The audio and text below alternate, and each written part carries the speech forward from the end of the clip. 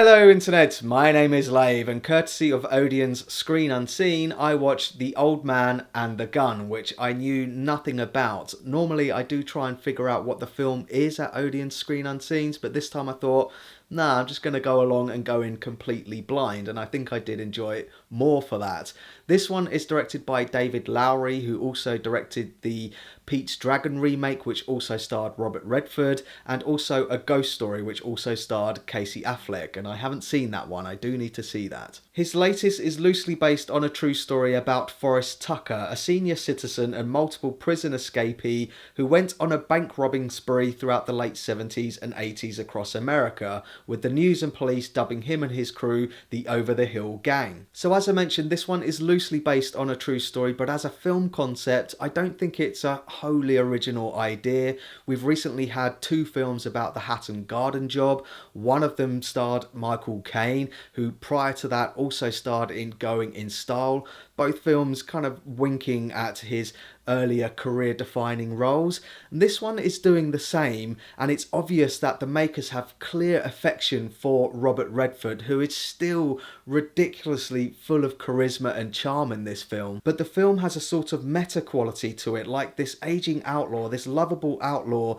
is a combination of all of his previous characters, and it plays up to that extremely well with its visuals and even footage of him as a younger man from one of those films. And like the many other heist films that have preceded this one, you get the usual trope of the respect developing between the prey and the predator, this detective trying to hunt him down, played by Casey Affleck in this film. And when we first meet his character, he's actually disenchanted by his job. He's thinking about giving it up, but then he gets reinvigorated by this case. But it's through these two characters that the film's message really hits home, or its theme. This character really admires this character, not for what he's doing, but because he's doing what he loves doing.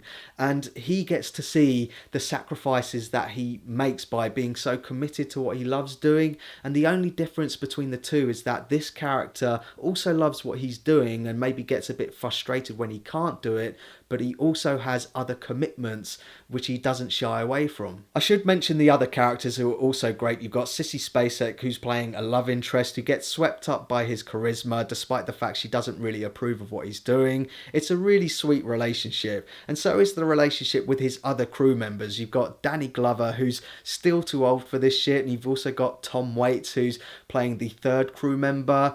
I think he probably has my favourite moment in the film when he's telling the guys about his childhood experience, and when the scene first started I was like, why are we hearing this? But then it turns out to be the funniest anecdote.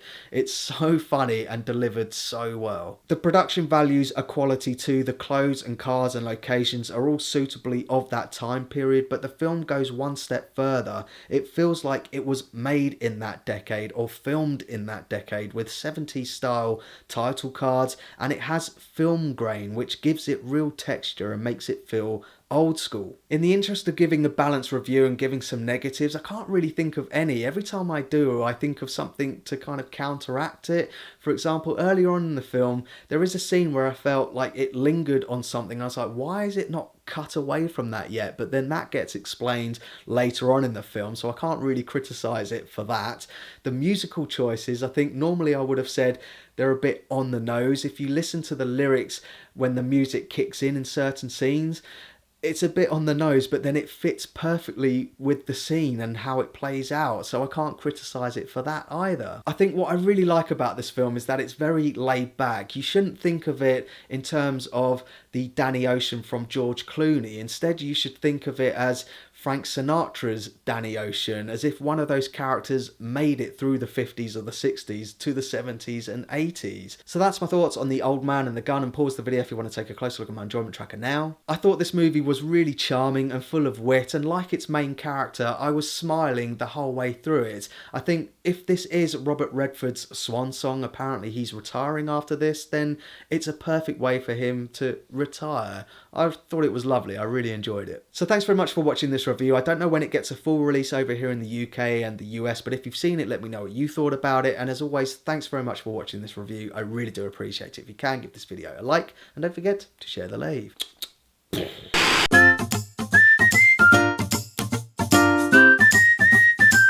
Subscribe